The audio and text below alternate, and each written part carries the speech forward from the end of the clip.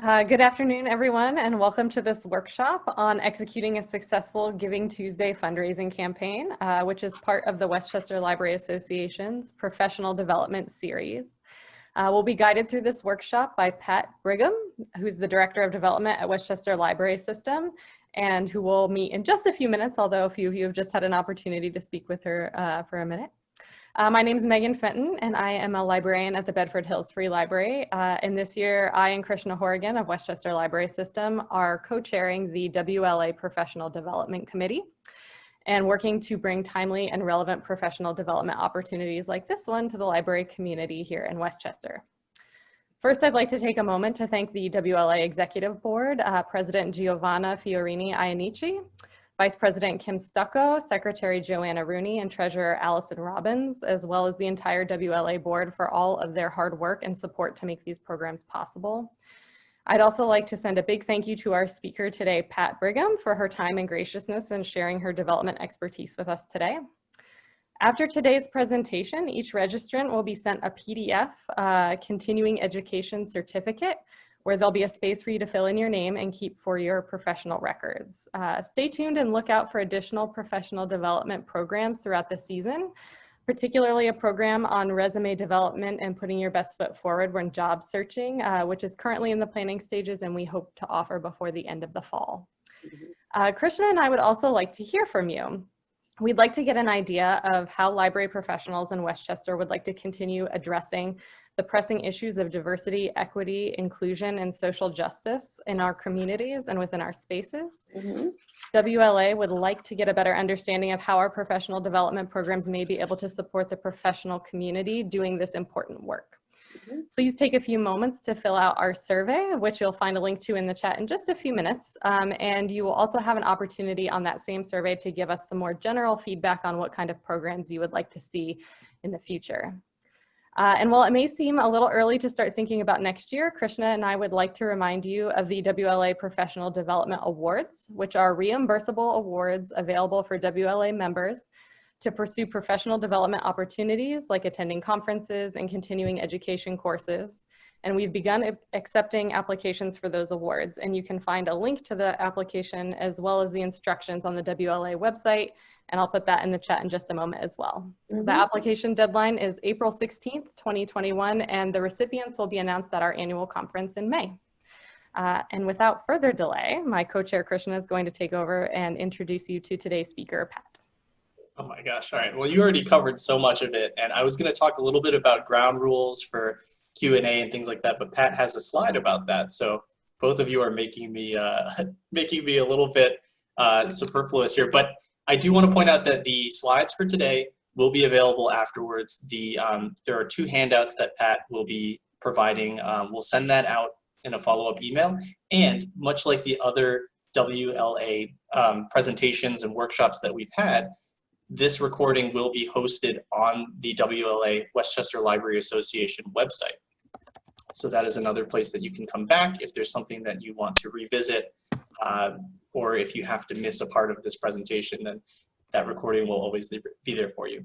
So yeah, Megan already introduced Pat. She is a brilliant mind and a wealth of knowledge, and more importantly, creative about fundraising, about finding opportunities, and really kind of using those opportunities to push ourselves forward. So she, in my work at the Westchester Library System Outreach Department, Pat is invaluable to us for making connections, really getting us out there and finding those opportunities. And we wanted to bring some of her expertise to you guys and get the wheels turning, get people thinking about what they can be doing in terms of small fundraising and small projects. So without further ado, I'll pass it along to Pat, and you can start your presentation.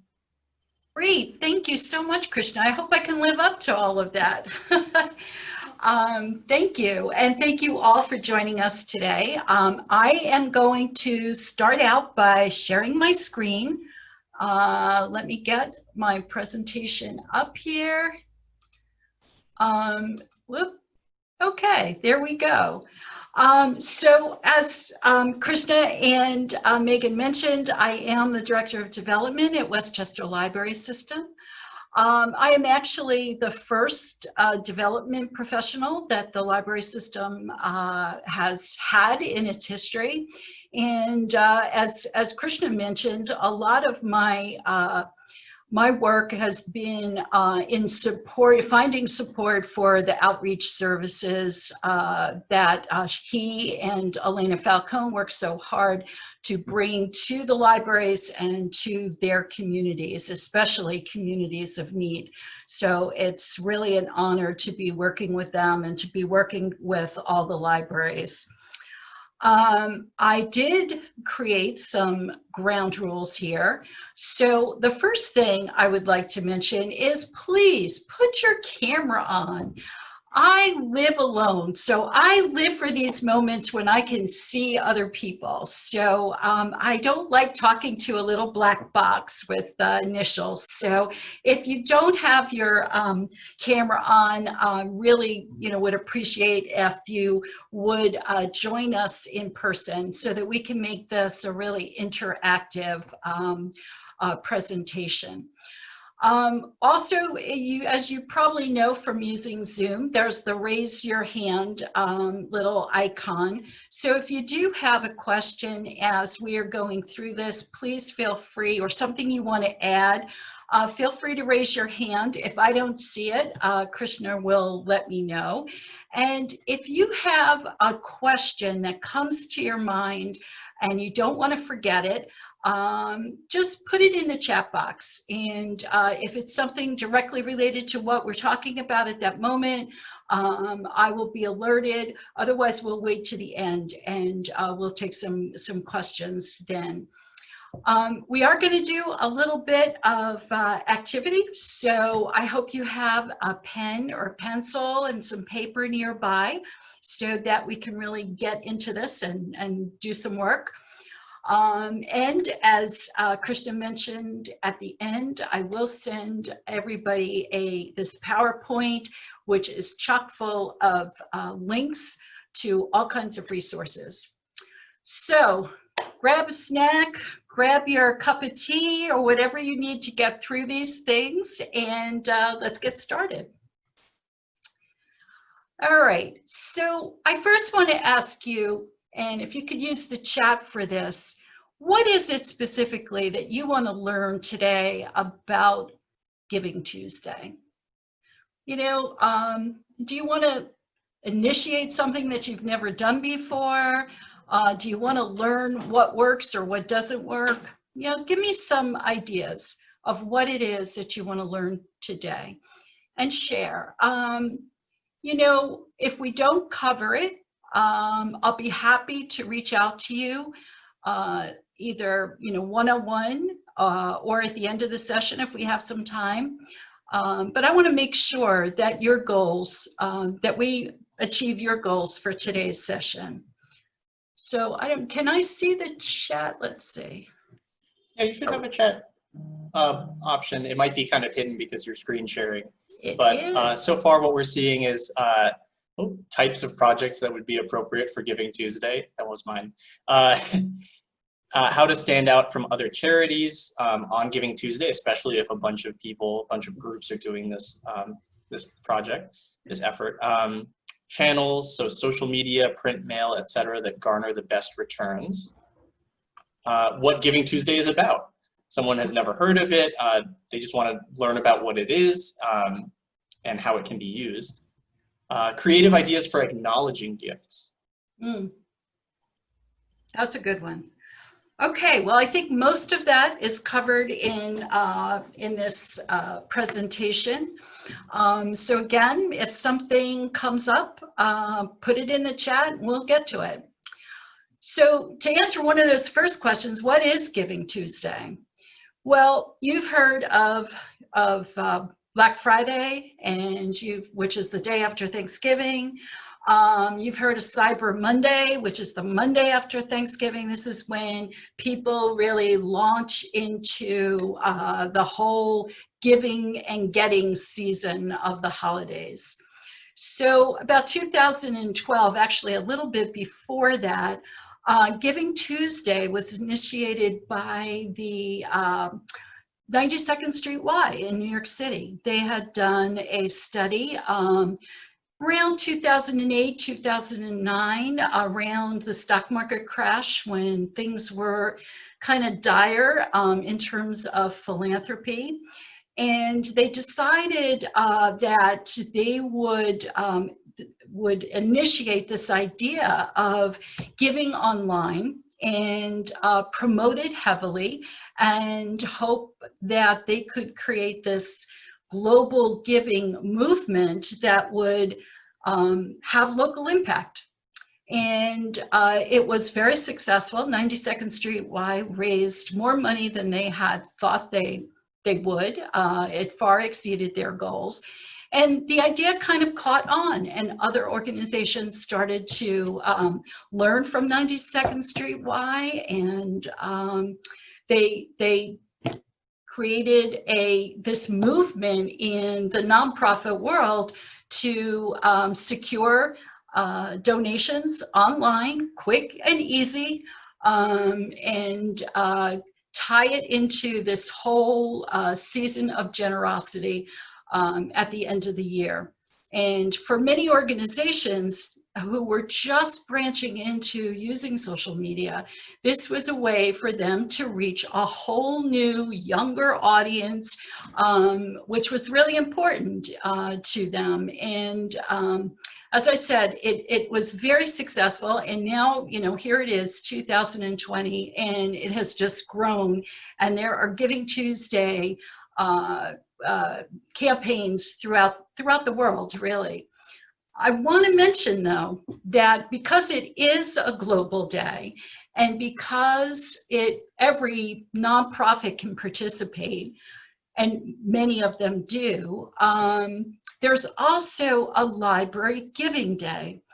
And what this does is kind of pull this concept of online giving and peer-to-peer giving, which I'll talk about, and focus it just on libraries. And it was actually through Carl Bloom and Associates, which is a fundraising and data and mail house firm right here in White Plains in Westchester County. They created this Library Giving Day, and last year, about 140 libraries throughout the country and Canada participated in Library Giving Day, which is held in April during National Library Week. And libraries across the country have found this to be a way to kind of highlight the importance of libraries in their community and distinguish themselves apart from the nonprofits that are in their communities and that take part in Giving Tuesday. Some libraries do both. The advantage of doing Giving Tuesday is that it gets global, national, local exposure. And it's kind of the thing where you want to be in it. You know, you can't win it if you're not in it. So people want to take advantage of that kind of exposure worldwide. But either way, whether it's Giving Tuesday in December or it is Library Giving Day, it's an opportunity for you to highlight the library's impact on your community. And it's a way to do this. Well, we're going to talk about some ways to do this, actually. It's a way to do this that really focuses on the donor. It focuses on the people in your community and how you are making a difference in their lives. So if you think back, some of you may be aware of the American Library Association's theme of Libraries Transform. And so whether it's Giving Tuesday or it is a Library Giving Day, you want to demonstrate how your library transforms lives. So some reasons to really get into this Giving Tuesday campaign, especially now, people may be questioning, why should we do this? during a pandemic, right? But actually, this is the perfect time to be doing it. Think about how you as a library have served your community in ways you would have never imagined during this pandemic. This is a time where people are really looking at you and saying, well, you may not be the first responder, but you are an important, play an important role in the community in creating a sense of normalcy, number one, and also providing the resources and materials that keep people entertained, educated, and inspired. And this is really the time to tell your story. Libraries have weathered all kinds of disasters, worldwide, locally, fires, tornadoes, you name it. Libraries have withstood the test of time, and you are still standing. So in the public's eye, libraries are strong institutions. And in fact, research has shown that the American public views the library as one of the most trusted institutions and organizations. So at a time when we're living with so much uncertainty, this is really an important value, an important component to focus on and to share with your community. People want to support you. This is a time, there was a study, I wrote some notes down on this, but the study just came out today where they did a fundraising effectiveness report for the second quarter of 2020. And they discovered that about the donations in the second quarter of 2020 were 19.2% more than the donations last year at this time. And that's kind of astounding when you really think about it, considering the job loss that we have and the economic impact that the pandemic has had in our communities. People are still giving. And the reason why is because people, it's just in our nature. People want to help. So this is top of mind for people today, is wanting to help. And by participating in Giving Tuesday, you're giving them that opportunity. People want to support you. So there are a couple of things that you really have to think about if you're going to do Giving Tuesday. And the most important thing, and this was addressed in a little survey that we sent out when you registered, is do you have an online payment option for people to give? If you do not, and you want to do this, you have to get cracking. You're going to need to find a nonprofit partner in the community that you can work with. Go through your friends or your foundations. We were talking about this a little bit before we started the presentation, about school district libraries and knowing whether or not you can actually raise money. One of the things I did or I tried to do, is look at each of your libraries and see if you have a giving page, if you already have a donation button, because some of you said you didn't you didn't know if you had a donation button. So if you don't know if there's a donation button on your website, certainly the public is not going to know. So you've got to make sure that you have the capacity to take online donations. There are easy ways to set it up. You could just simply do it through PayPal. There's Network to Give. And at the end, I have a list of resources of different vendors that offer online payment systems, and also a worksheet on what you need to know about being having a payment processor on your website. So you can delve into that a little bit more if that is something that, that you need for your library. The other thing is, and I found this with a few of the libraries that are represented here, is you may have a Donate Now button, but it's really hard to find. So with Giving Tuesday, you need to make sure that your giving button is prominent. You know, if you have a slider on your website, most of you, I'm sure, are familiar with WLS's website. We have a slider on the front page. Some of you also have that.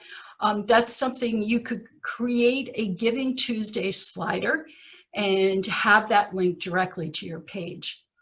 And of course, as you send social media messages out or emails out, you're going to have that link for your donor just to click. Ease. People want to be able to do this very simply. That's what Giving Tuesday is all about.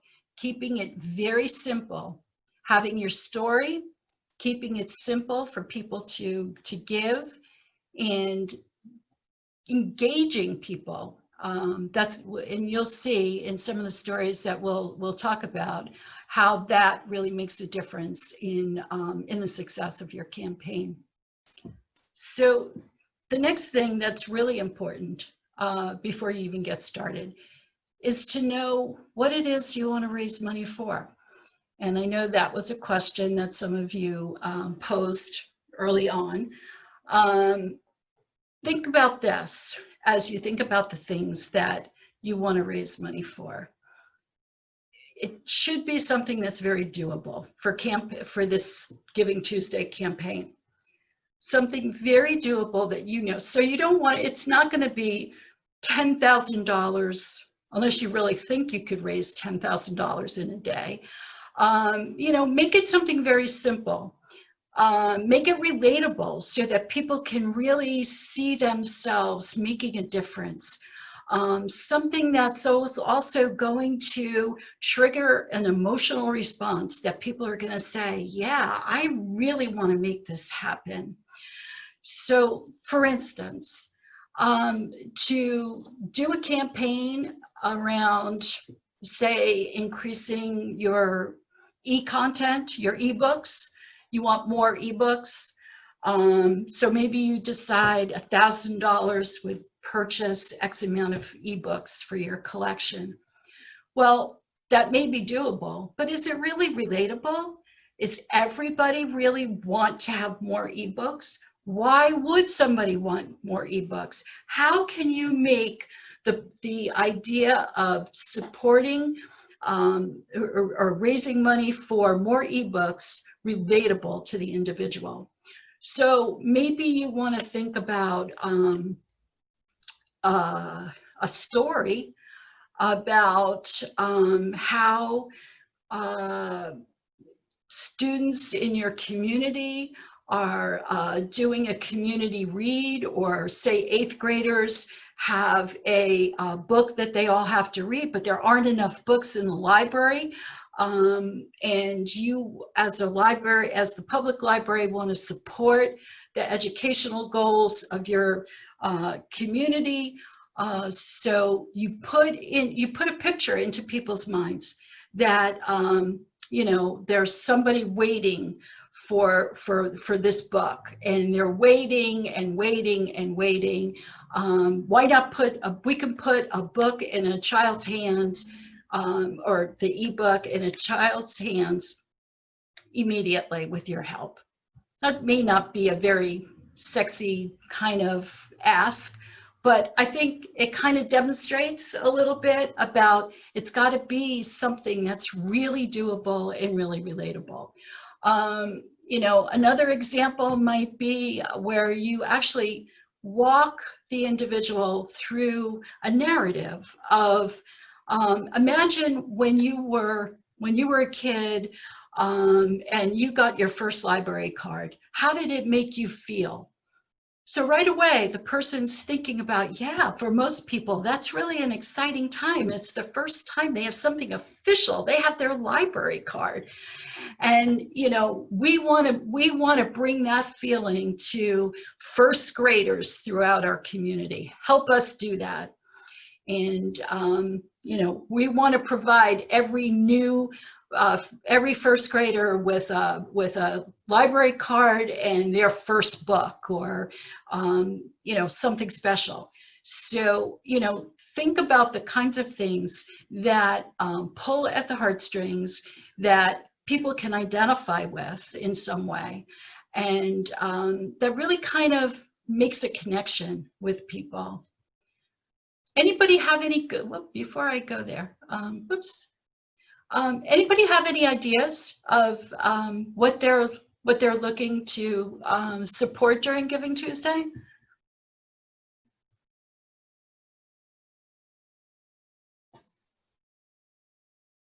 Anybody? See Sandra? Maybe I can, Sandra, I'll try to unmute you, but I think you might have to press something on your screen. There you are. Being a member of the secretary of the Friends of the Somers Library for 15 years or so, we provide all the programs for the children, teens, and adults in the way of educational, entertainment, and so on and so forth.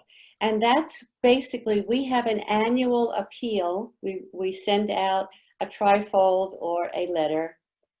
And this year's wording is going to be, even though you couldn't come to the library, we came to you with virtual programs. Now, the librarians tell us what programs they want for the children, as the adult librarian tells us what programs she wants. But we also, individually, we present musicals, theatrical programs. So we are looking, and we do get a pretty good response. You know, we do get a response. I don't want to make, well, about 12,000 a year from this appeal. And that's where the Friends are coming from. Right. Yeah. And that's a good example for an annual appeal. I think that with something like Giving Tuesday, we're looking for something that is that's very tangible, that people can identify with. So you may want to go a little smaller. So maybe it's a program for preschoolers. Yeah. Or maybe it's to provide, maybe there are people in your community who don't have the luxury of the internet access, or don't have the digital tools to take part in some of your virtual programming. Yes, So yes. maybe you want to raise some money on Giving Tuesday. But I can see where we help when we used to have the Battle of the Books. We used to buy the books for the kids to prep. And so we would read them, ask the questions, and so they were prepped for this affair. But you did give us some good ideas about of having a fundraiser for a specific thing. And we've been working at the Chamber of Commerce, because we figured instead of giving us some money, maybe you could be a partner with us on a particular program. So that was one thing that we're really working on now, and that's and so instead of giving us money they don't know what it's being spent for, we tell them you have a choice of this, that, and the other thing of what you'd like to partner with us. It hasn't happened yet, but we're trying. Great, great. All right, so now I'm going to ask you one more thing to share with us in the chat box. Share with us something about your job that gives you joy. And Pat, I think Ronnie, you also have your hand raised. If you want, I can try to unmute you. Yeah, thank you. I wanted to, I love the ideas that you have from the Somers Library, Sandra. I just so you know, I'm a library trustee. I also am a librarian in real life. I've been a librarian for like over 40 years, school and public. So I feel right at home with all of you. Our friends, I found out, Sandra, well, we do have a donate button on our website for the friends. We're not a 501c3. I had two thoughts. One, my coming here was I'm thinking of like huge projects as a trustee that we may want to raise money for. But listening to you, Pat, I had a thought that may, you know, with the racial bias and diversity, like maybe raising money to buy more diverse ebooks and books for the library, like something like that. That's a small thing that people could ask for, and I think it might be relevant now. So I just was throwing that out there. It's relevant, certainly, but I think, you know, and we'll see a video in a few seconds. You want to make it relatable. So it's not just about buying books that just on racial inequities. It's really about having those difficult. I didn't mean about racial inequities, but to build the collection, because in our town, there's been a big issue with the town of Newcastle has this Council for Race and Equity. There have been some issues, and I think that it may be, you know, maybe it's just relevant to Chappaqua to be, that might, people would be enthusiastic about that, because I know the Council for Race and Equity, one of the things that, because I was involved with that, they're interested in like how making sure the library does have more books and materials by BIPOC authors. Like that's a big thing now, is, you know, own voices. So that's something a lot of people could relate to, and that's personal. So that's what I meant, not just books like, you know, how to be an anti-racist, but Right, to right. celebrate diversity. That's So what it's building your collection exactly to celebrate the diversity in your community. right. Maybe it's even bringing some of those authors into the library to have, you know, community conversations, and or you know, small community workshops around diversity, inclusion, and equity. So yeah, those are good ideas too. And every community will have their own unique story to tell and their own unique needs.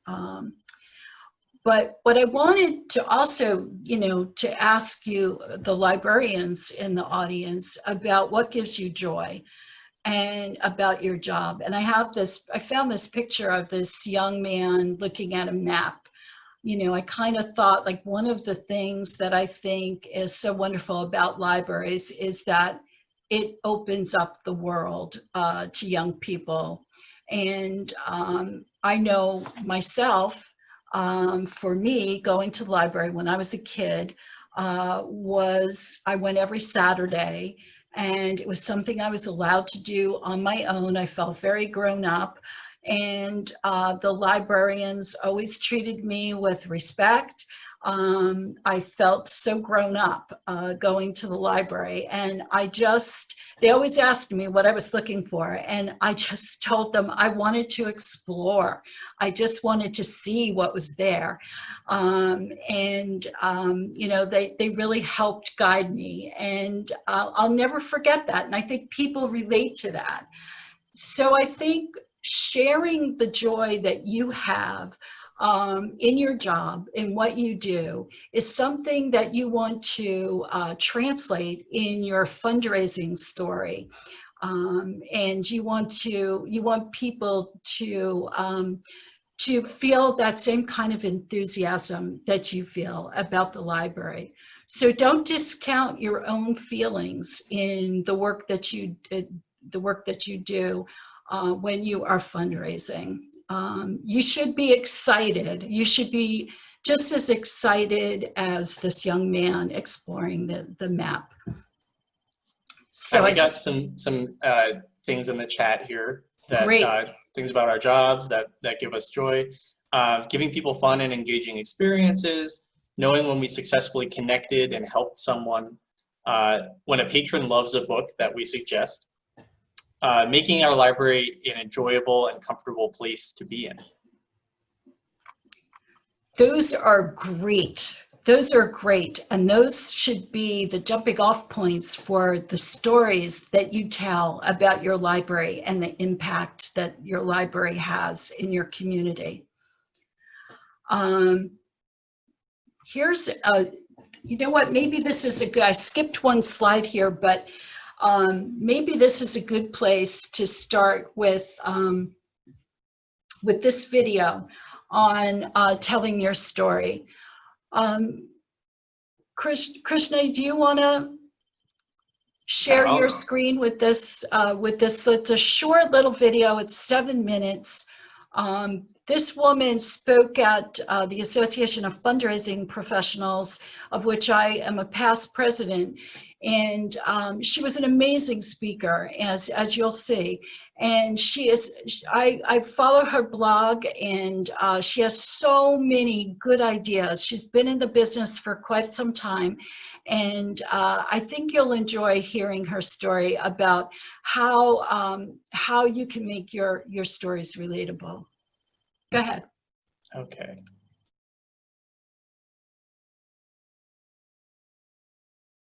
Every day, people come up to me and say, I know, storytelling, we're supposed to be telling stories, but how do we make a story really great? What's an example of the best kind of story? And one of the things I start talking about is the importance of making a story relatable. By making a story relatable, you create a space for your donor to step in and become part of that story. What happens then? Their heart's all in, and you're going to raise a lot more money. So how do we make a story relatable? I'm going to give you 5 tips, probably lots more, but if you use these 5, you're going to start raising more money. Number 1, tell the story of one person. Just one person. Science has shown us that our brains can't compute big numbers.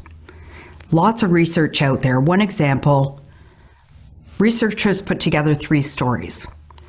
One was all about hunger and malnutrition in sub-Saharan Africa. The millions and millions of people impacted, a huge issue, something we should pay attention to for sure. In the second scenario, they told the story of one little 7-year-old girl who was hungry, and they surrounded it with the context, so the stats backed up what she was experiencing. She was just one of millions of children suffering and hungry. In the third instance, they told just the story of the 7-year-old girl, just her story with no bigger context. Guess which version of the story raised twice as much as the others? The story of the one little girl. They went further, they added her brother. Donations went down. The story of one is something we can relate to. It's just how we're hardwired. We can't relate to bigger numbers. A relatable story is the story of one person. And just a tip, the details of that one person can be important too. So if you're an organization where you need to kind of make up the name or add a name to the name of your storyteller, let's say you're a crisis line, for example, and it's completely anonymous, and you want to tell an example story. Do you tell the story of little Jasmine spelt with a Y? Maybe not. Is that going to be relatable to your average 75-year-old female reader, donor? Maybe not. She probably doesn't know that many Jasmines spelled with a Y. What about using a name like Emily or Matthew? One of those time-tested names that we've been using for generations. She may then think about her grandchild. She may think of her brother. She may think of herself. Tip number 2, be thoughtful about the subject of your appeal. What do I mean by that? Here's an example. Let's say you're in healthcare. You have an urgent need for funds to help support diabetes research. Great. Do you go out with that story? You also have a story of someone who experienced cardiac arrest, had a heart attack. Maybe you have a third story, a woman who survived breast cancer. Which story is going to be more relatable? Diabetes, cardiac, or cancer? Probably not diabetes. Think about what the donor is going to relate to. Everybody knows someone who has cancer. I'd go out with that. It may not be your most urgent need, but it's going to be the most relatable story, and I promise it's going to raise more money than if you talk about diabetes or some rare disease that hardly anyone suffers from. Play on a donor's own autobiography. What does that mean? Well, take them on a walk down memory lane. Here's an example. Let's say you're a college and you're raising funds for a new lab. Your appeal is going out to alumni in that particular science program. You might say something like, remember walking into the lab on that first day of school, seeing the test tubes, the excitement that built, so much learning in front of you. Paint them a picture so they can imagine themselves as part of the story. Use that walk down memory lane. Or shared experience. That can be another way to make a story relatable. Here's an example. I'm an environmental charity. I'm a program officer interested in, let's say I'm interested in birds and species and preservation conservation. I might start a letter saying something like, as I sit here at my desk, I can hear the chickadees in the tree outside. I can hear the wind whistling through the branches of the oak tree around the corner. Paint a picture and create something in the reader's imagination that they can be a part of. They've heard a bird chirp before. They've heard what the wind sounds like as it rustles through the leaves of a tree. And finally, number 5, choose your storyteller wisely. Again, I'll give you a concrete example. Let's say you have a bequest. You've received a bequest or a bequest intention from the 22-year-old CEO of a startup company who's a multimillionaire. He's put $10 million in his will for your charity. Fantastic. You're probably inclined to put, let's get that story out, get more $10 million gifts. But does that person represent your average donor? No, really highly unlikely. What about telling the story of a 70-year-old retired school teacher who's left a bequest in her will? Don't put the amount, let the donor fill in that blank. It's a person just like them, just an average person, a peer. That's going to make your story much more relatable and much less chance of the donor seeing this story and immediately turning off because it's absolutely unrelatable to their own experience. If you use these 5 ways of making a story more relatable, I guarantee that your donor is going to see themselves as part of the story and, even more important, part of the solution. And you're definitely going to raise more money. Thanks for watching. Okay, thanks, Krishna. That reminds me of like PBS, NPR, funded by viewers like you. You know, it's all about I guess knowing your audience and kind of getting them to identify, right? Yeah, it's the story of one. You know, I think as libraries, we tend to look at the numbers a lot, and you know, how many books are in our collection, how many, what our circulation is, and we use those, and those numbers are important, no question about that, but you have to drill it down. And when to the story of one, I really like how she says you want to paint a picture in the reader's or in the donor's mind, making it relatable to them and their experience. I think those points are really important. And the idea of shared experience, like I was saying before, you know, almost everybody I've never heard anybody say they don't like the library. Everybody loves the library.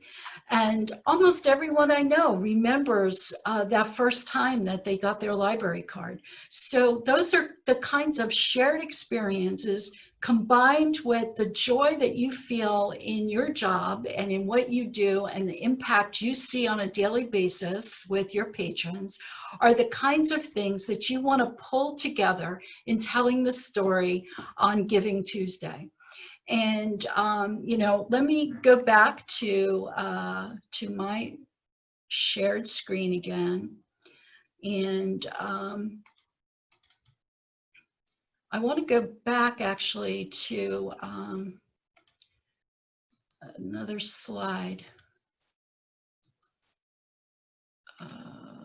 Nope.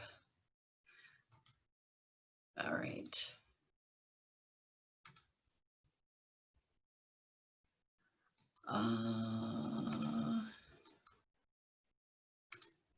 Okay. These got a little bit out of order. I'll fix this when I send it to you. But I want to move from the story, which is critically important, to really how you need to plan your activities for Giving Tuesday. Remember, it's one day. It's December 1st. It's not that far away. There's a lot going on during that time. You're competing with lots of other organizations for exposure. But people will be looking, and they'll be looking for you. And they're not going to know that you need money, or that that your impact and your impact could be greater with more funds if you don't tell them. So you really need to plan your activities for Giving Tuesday. It's not too soon to start, and it's also not too late. So identify a team that's going to work with you. You can't do this by yourself. You need to have the full support of your board and of your staff. You're going to set a realistic goal. Like I said before, this is not the big annual campaign. It's something that's very tangible. What is your goal? What do you want to raise in this one day? And then you're going to create a campaign calendar and timeline. And this is critical. And you'll see in some of the resource materials that I'm going to share with you. One of them is actually this great pamphlet, Get Ready for Giving Tuesday, a step-by-step workbook that's put out by the nonprofit Giving Tuesday. And what they suggest is that maybe 2 weeks or so leading up to Giving Tuesday, you're going to start sending out messages that have this unifying theme around your goal.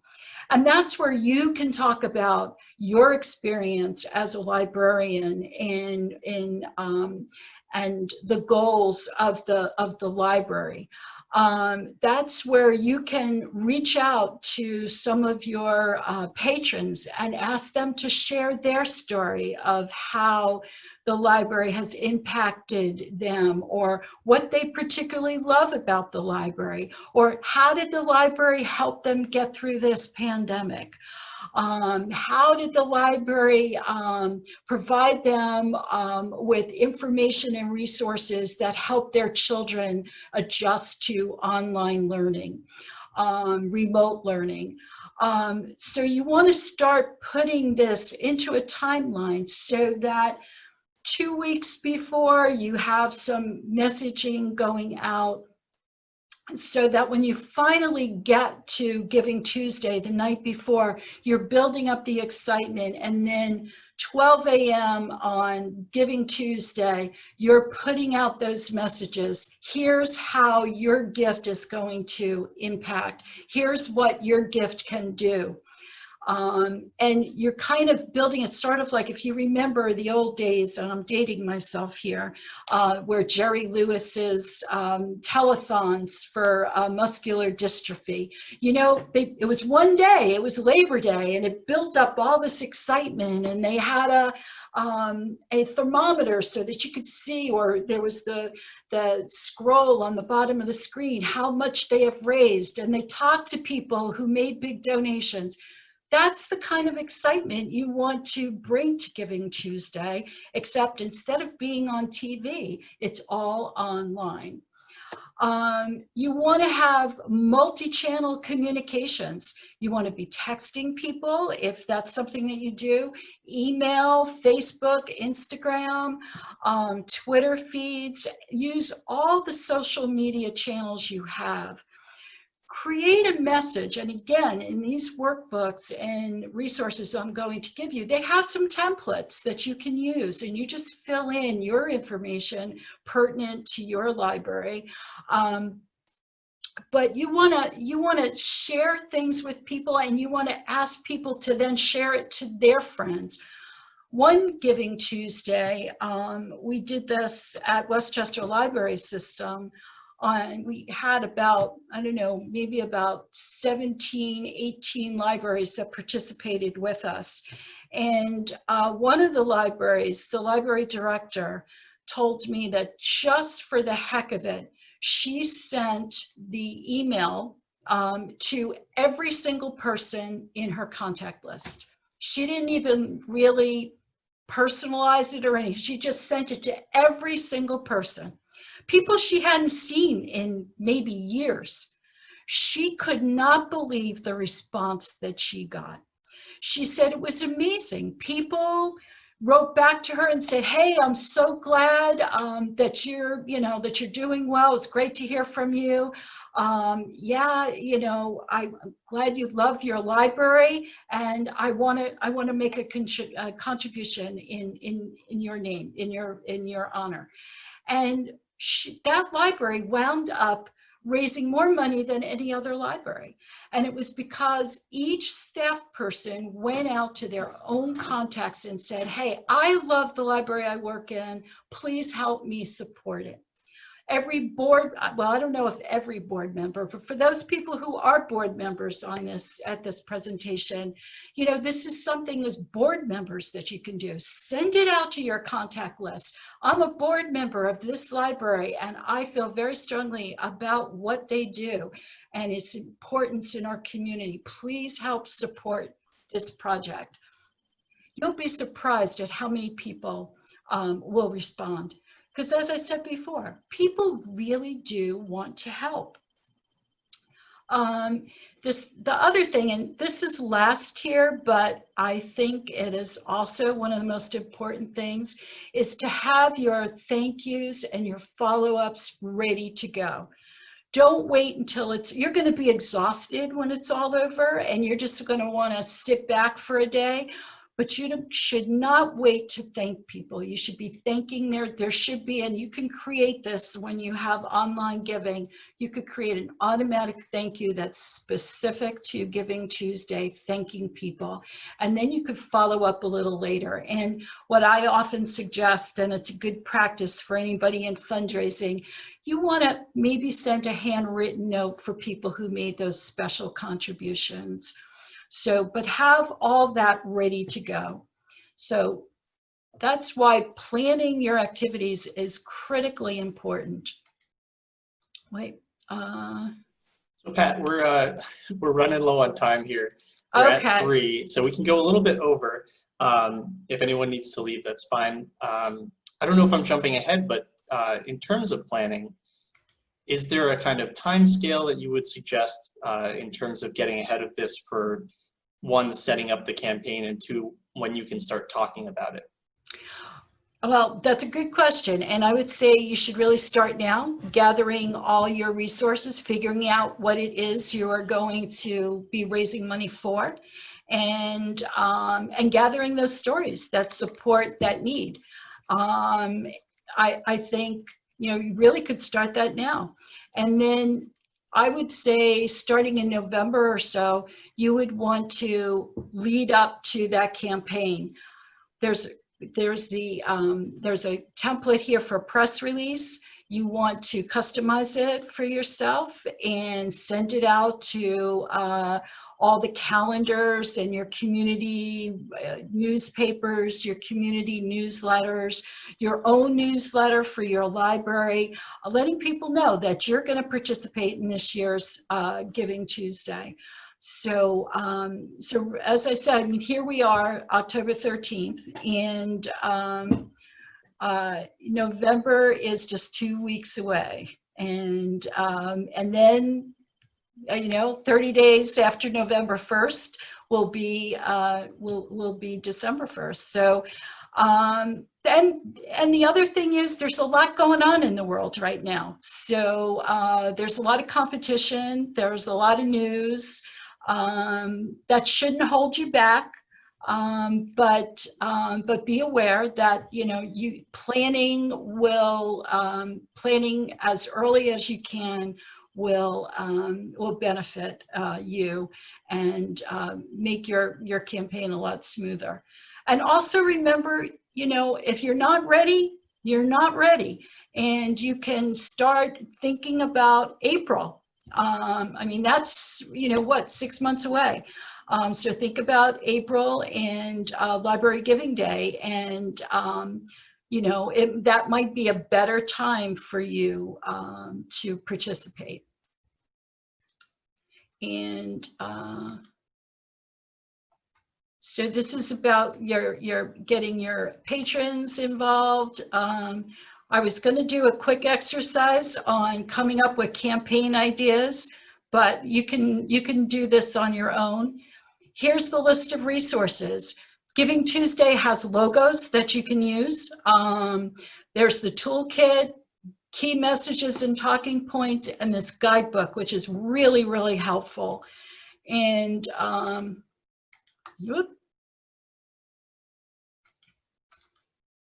and there's another page. And there's more resources here too, including online donation software if you don't have one, more information on telling good stories. And then this is, I think, another important read is lessons on mobilizing your campaign in these turbulent times. I would strongly suggest, if you are going to do it for December 1st, that you take a look at that article. It's a very short read, but some really good, insightful ideas there. All right, any other questions? Any thoughts you want to share?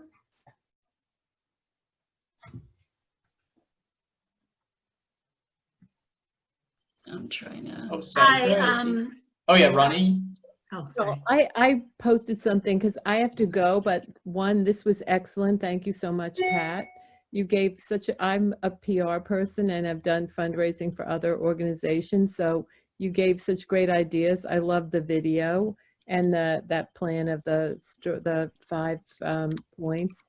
And I wish everyone well. I'll look forward to hearing from you about school district libraries if you can find out anything. But thank you so much. This was really great. And do you have to be a librarian still working to join WLA, or will you let a trustee join? Trustees can join. Okay, because I'd really like to support this organization. You're doing good webinars, so thank you so much. Thank you.